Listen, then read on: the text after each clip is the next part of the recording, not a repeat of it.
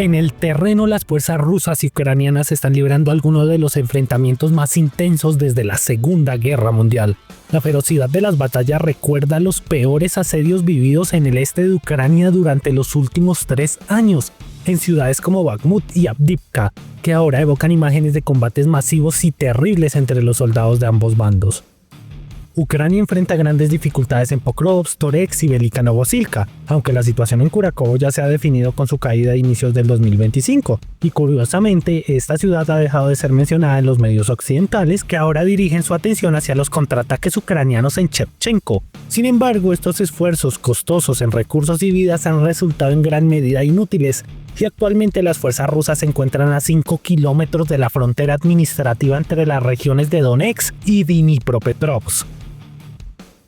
Mientras tanto, Ucrania, alegando haber capturado a 2 supuestos soldados norcoreanos, sigue viendo en curso el lugar en el que demostrará a sus socios que sigue teniendo capacidad de defensa y sobre todo de ataque. Sin embargo, ni siquiera sus aliados ven grandes noticias en la aventura de Zelensky y Syrskyi en territorio ruso. Por ejemplo, un artículo de The Washington Post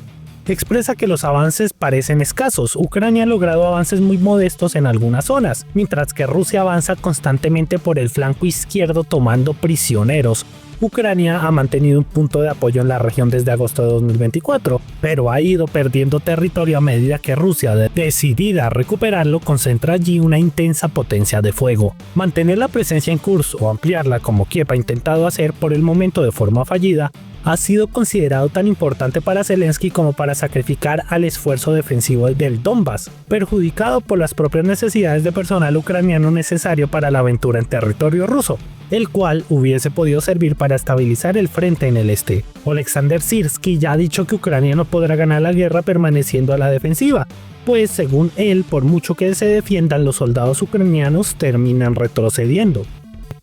Syrskyi no se equivoca, pues actualmente las fuerzas rusas continúan avanzando hacia el suroeste de Pokrovsk y lanzaron una ofensiva hacia las afueras del suroeste de Svirove, avanzando desde sus posiciones en Novoyelizavetivka y Novoserivka, todas ubicadas al suroeste de la ciudad fortaleza, en un esfuerzo sistemático por cercar la ciudad desde su flanco sur. Según informes provenientes de Telegram, las fuerzas rusas avanzan en dirección a Rishine, utilizando las zonas arboladas al norte de Kotline como cobertura, mientras extienden su ofensiva hacia las afueras occidentales del pueblo desde el área de la mina número 2. En Rishine, Ucrania está concentrando sus reservas y estableciendo puntos de mando y control de drones para lanzar un posible contraataque, o bien defender la carretera E50, razón por la cual la aviación rusa ha lanzado ataques masivos en este sector con bombas guiadas FAP. Además, Kotline ya se encuentra en manos de Rusia, y sus fuerzas han empezado a anchar la saliente para así asegurar los flancos para evitar un futuro contraataque ucraniano. Y, por un lado, en Svirove y los campos al noreste, las unidades de asalto rusas han comenzado a avanzar hacia la quebrada entre Svirove y Leontovichy. Por otro lado, en Udashne y sus alrededores, las fuerzas rusas han intensificado su ofensiva, asegurando posiciones en la parte oriental del pueblo, cerca de la estación de tren y atacando la periferia sur. Por esto es que en el eje Veligivka, Novukrainka, Lizivka y Shchukiyar, Ucrania ha desplegado sus unidades más experimentadas en un intento por reforzar las de por sí débiles líneas defensivas e intentar frenar el avance de las tropas rusas hacia Pokrovsk. Y por esto ha recurrido al uso intensivo de drones y vehículos blindados para lanzar contraataques, ya que desde este punto no hay otros asentamientos en el camino hacia el noreste hasta la carretera E50 Pokrovsk-Pavlograd. Además, con la captura de Kotline, la carretera T0406, una vía que conecta a través de diversas bifurcaciones con Dnipro y que era una ruta clave para el abastecimiento y movimiento de las tropas ucranianas, ha sido físicamente cortada, mientras que las fuerzas rusas han tomado el control de las líneas ferroviarias que enlazan Pokrovsk con el oeste de Ucrania y Dnipropetrovsk, lo que implica una grave interrupción en la logística ucraniana. Hace semanas los trenes ucranianos todavía podían entrar y salir de Pokrovsk, aunque ya entonces se percibía que la situación era crítica. En diciembre, por ejemplo, vimos a un dron FPV ruso atacar a un convoy ferroviario ucraniano a tan solo 5 kilómetros de Pokrovsk, lo cual resulta muy extraño, pues la ciudad ya estaba siendo atacada por el suroeste por las tropas rusas. La única posible respuesta a que los ucranianos decidieran arriesgar un activo tan importante como un tren es que el suministro a gran escala para Pokrovsk estaba disminuyendo gradualmente debido al control de fuego ruso sobre las carreteras y rutas de suministro ucranianas, y por esto resultaba cada vez más difícil para las fuerzas ucranianas trasladar grandes cantidades de pertrechos y refuerzos a esta zona, usando tan solo equipo rodante, y optaron así por enviar de una vez un gran volumen de material usando un tren aunque el riesgo fuera tan alto. Este intento fallido de llevar suministros masivos a Pokrovsk nos dice que es altamente probable que las fuerzas rusas logren una disrupción total del corredor logístico ucraniano hacia la ciudad, lo que obligaría a Ucrania a depender de la denominada logística de mosquito, un sistema fragmentado, pequeño y altamente vulnerable que exige el uso de rutas secundarias y alternativas improvisadas para abastecer a las tropas en el frente, rutas que pues obviamente son muy susceptibles a los ataques con drones y artillería rusa.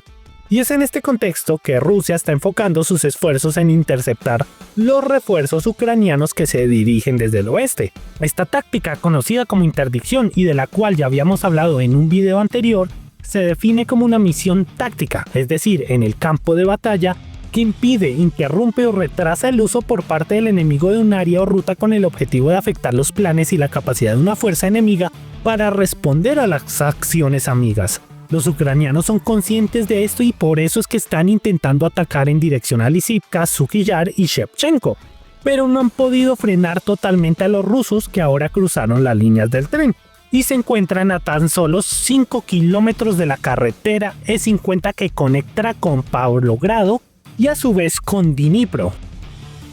Según Nazar Voitenkov, jefe de prensa interino de la 33 Brigada Mecanizada Ucraniana, las tropas rusas han adaptado sus tácticas en el campo de batalla. Ahora los soldados se desplazan manteniendo una distancia de 15 a 20 metros entre sí, lo que tiene como objetivo reducir la efectividad de los ataques con drones y la artillería por parte de las fuerzas ucranianas. Además, los rusos están usando scooters eléctricos, motocicletas y vehículos todoterreno que les permiten dispersarse rápidamente por el frente, mientras que los vehículos blindados se están utilizando principalmente para la logística y rotaciones, evitando los asaltos mecanizados directos. El coronel Pavlenko Kryzhevsky declaró a The New York Times que golpear un único vehículo que transporta a 15 personas es algo muy posible y relativamente sencillo. Sin embargo, cuando esas mismas 15 personas se desplazan en scooters eléctricos, el escenario cambia por completo y se convierte en un problema mucho más complejo.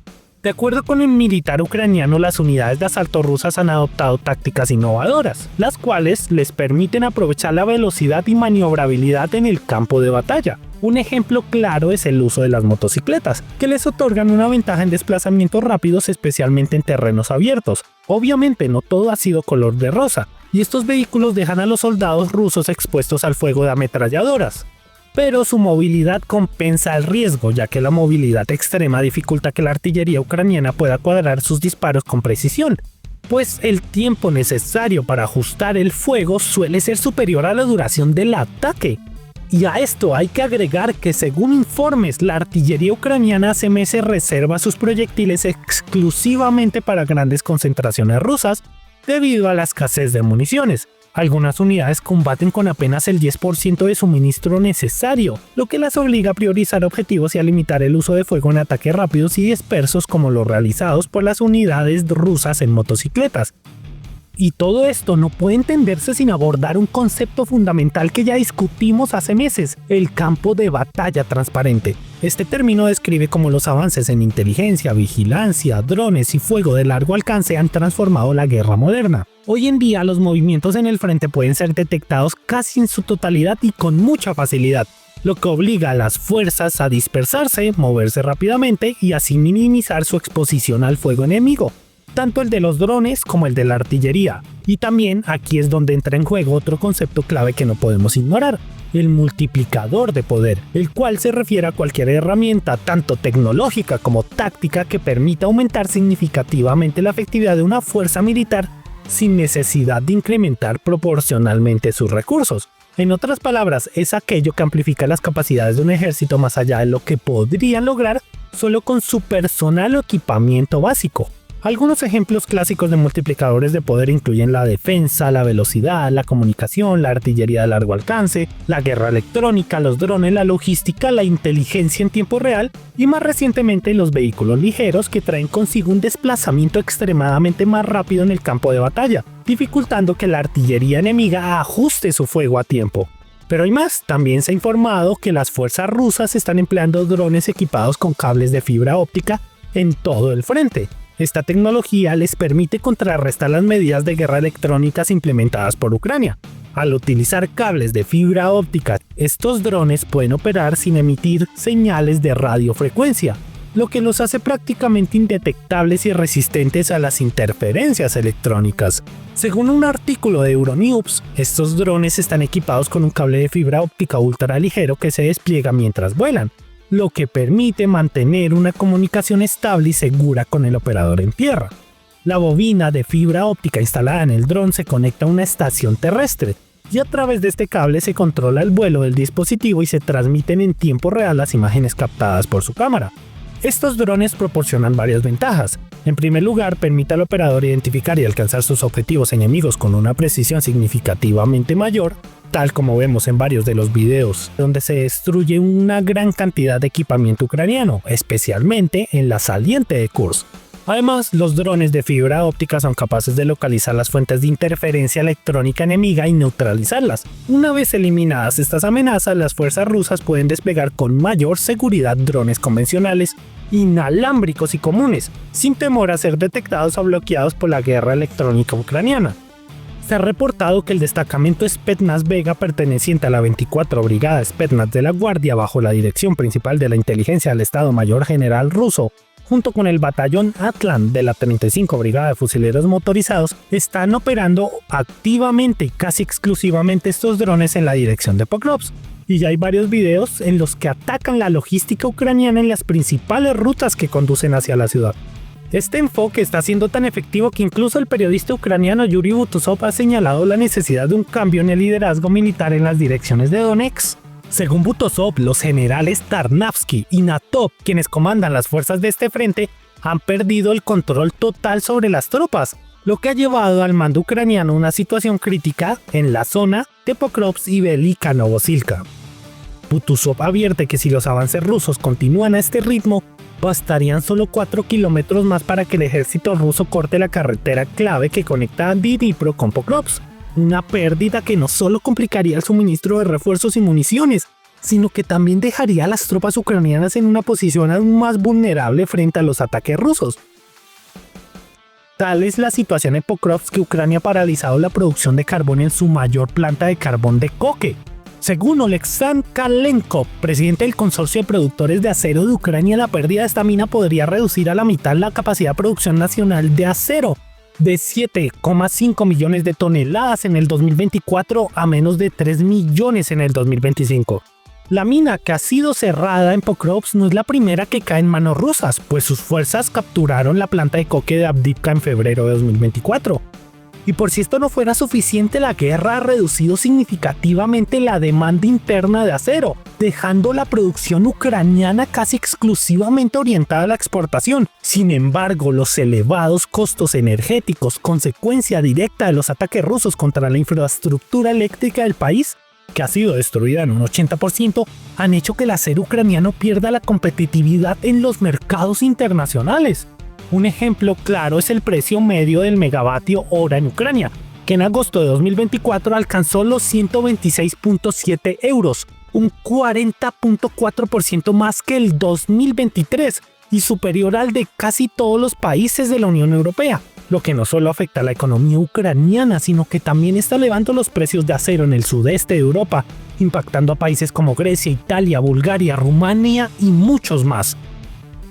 Pero no solo la situación en Pokrovsk de por sí es grave, ya que tras meses de intensos combates casa por casa, la ciudad de Toretsk, uno de los principales bastiones ucranianos en la región de Donetsk, está prácticamente bajo el control de la Federación Rusa. Los rusos ya izaron la bandera en el terricón número 10 en Toretsk, uno de los últimos grandes bastiones de las formaciones ucranianas en el norte de la ciudad, y ahora solo quedan en manos ucranianas algunos retazos de la mina Toretskaya y que conecta directamente con el pueblo de Krimske. donde las tropas rusas ya han logrado penetrar y están empujando a las fuerzas ucranianas a las afueras de la ciudad. Aunque no se ha hecho un anuncio oficial sobre la caída de la ciudad fortaleza de Toretsk, su captura permitiría a las fuerzas rusas avanzar hacia Konstantinivka, un nodo estratégico que conecta directamente con Pokrovsk y Bakhmut a través de la carretera T-0504. Este corredor ya ha sido alcanzado por las tropas rusas en el área de Bodichenka, justo en medio de Pokrovsk y Konstantinivka.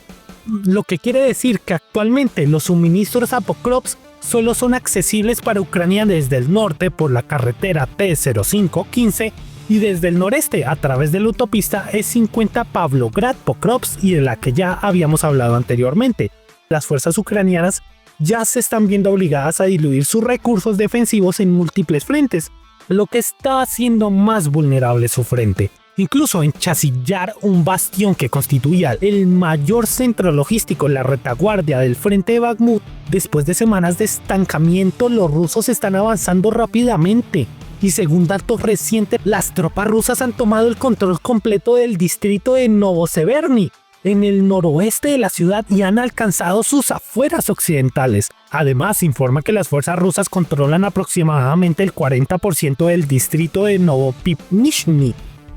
Así, las fuerzas rusas han avanzado más allá de la calle Parkova, asegurando el control del estadio Avangard y flanqueando el hospital hasta alcanzar la calle Dnipropetrovska, en el extremo del distrito central de Chasiv-Yar, y ahora están buscando rodear el centro de la ciudad aprovechando la complicada situación táctica de las fuerzas ucranianas que se encuentran atrapadas entre lagos y pantanos, lo que dificulta su retirada ordenada. Es más, puede que pase lo que sucedió en Bakhmut, donde las tropas ucranianas, luego de la caída del último bastión de la ciudad fortaleza, conocido como la Ciudadela, tuvieron que correr a través de un campo abierto y bajo la artillería rusa. Mientras tanto, los grupos de reconocimiento y sabotaje rusos, conocidos como DRG, han intensificado sus operaciones en las áreas boscosas cercanas a la ciudad, en previsión a la futura retirada ucraniana, lo que refuerza la presión sobre las defensas ucranianas, y los propios combatientes ucranianos